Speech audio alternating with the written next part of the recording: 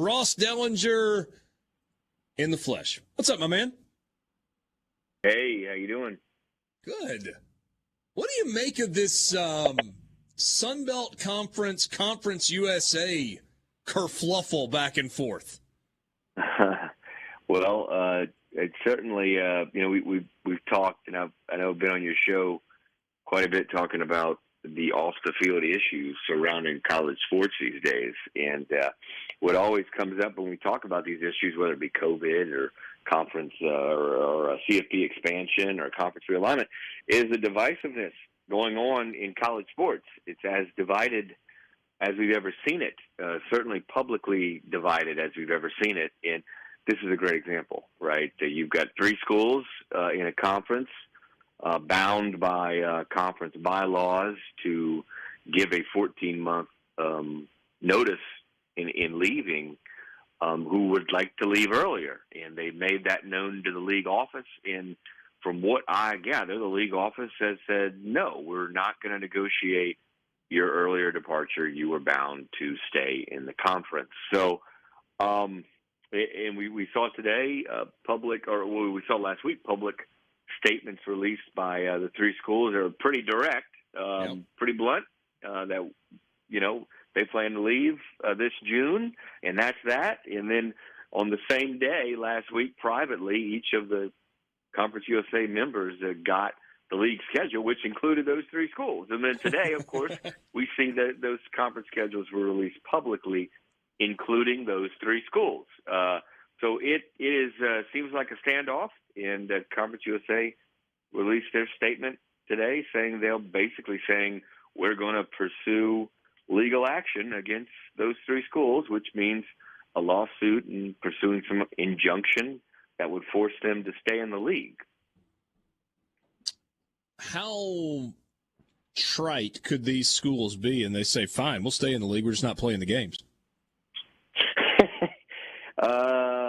Well, that would be an issue revenue-wise. Yeah, right, I'd say it would be a problem on a lot of fronts. I understand. Yeah. Yes, it would. I don't know what, I've been on the phone the last 2 to 3 hours with people within the conference and also just sports attorneys. I'm interested in what the next steps are here and who has the advantage and what happens. And it's really interesting, some of the information I'm gathering. I mean, I think what basically has to happen is the Conference USA, if they were to file a lawsuit seeking an injunction against the three schools, those three schools are each located in a different state. They're each state institutions. And so Conference USA would have to sue those schools, three lawsuits in each one in each state, in a judge in those states. Some of those judges may be living in the same city as the school, maybe big fans of the school, would have to say, okay, we rule against the school, our state school, in saying that they must remain in this conference. So I know Mississippi pretty well. I know you do too, Richard. There's not a lot of Mississippi judges that are going to be doing that.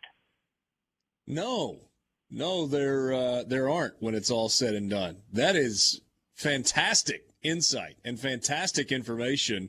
You don't have to, you should read Ross Dellenger's work at Sports Illustrated, but you get some of it right here. This is, look, let's switch gears from Conference USA to the American, but not so much anything about the teams in the American. Mike Oresco, that was as well-written a statement as I've seen from somebody in his position in a long time. It was not one of these word salad statements. He was very clear and very concise in the American Conference's position and really taking direct aim at Jim Phillips and the ACC for kind of holding this whole playoff expansion thing up.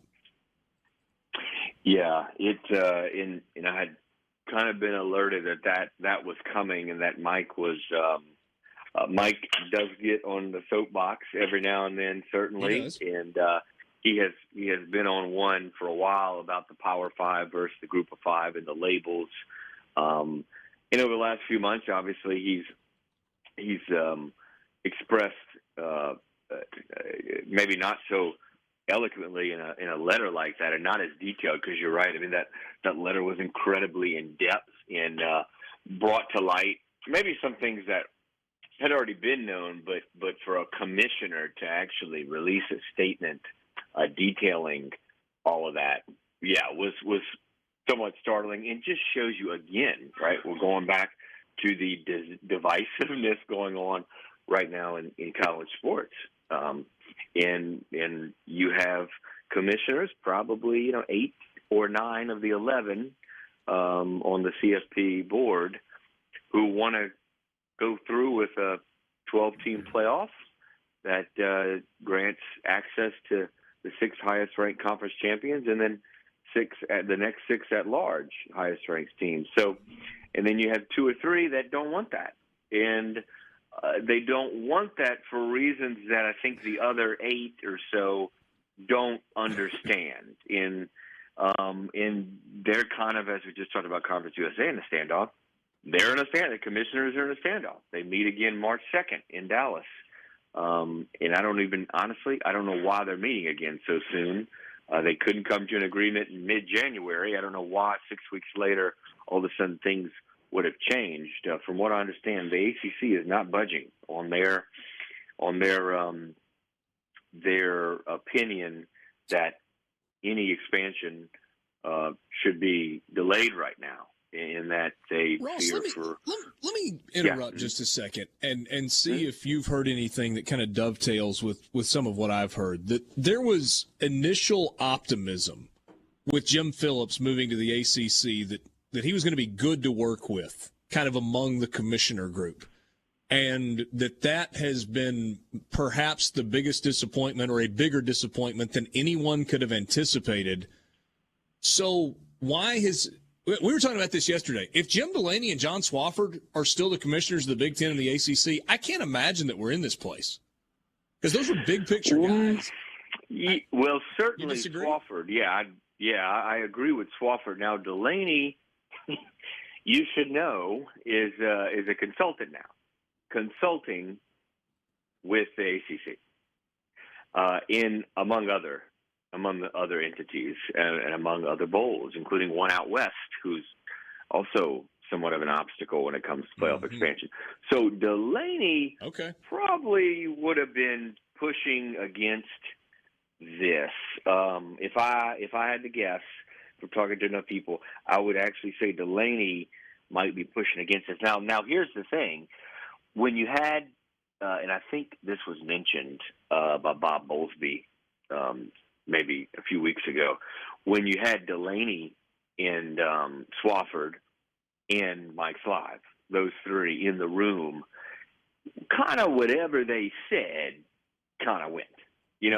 Like everybody just kind of followed behind what they said. And you just don't have that anymore, because you have 3 brand new commissioners who have come in, and they might be like minds, but they're not like-minded with other commissioners, and they're kind of new to this thing. And obviously, I still will go back to the Texas-Oklahoma thing, right, and going to the SEC. I think it can't be overlooked. That's a part of all this and the divide that's happening. But I do understand where you're coming from. I think that way back then, when you had Dellenger and Slive and Swofford in the room, you did have a little more direction and a little more maybe leadership, and there was a little more uniformity with the group, but you just don't have that anymore. Yeah. Hey, only about 30 seconds left. True or false? Jim Dellenger is more powerful in retirement than when he was the commissioner of the Big Ten.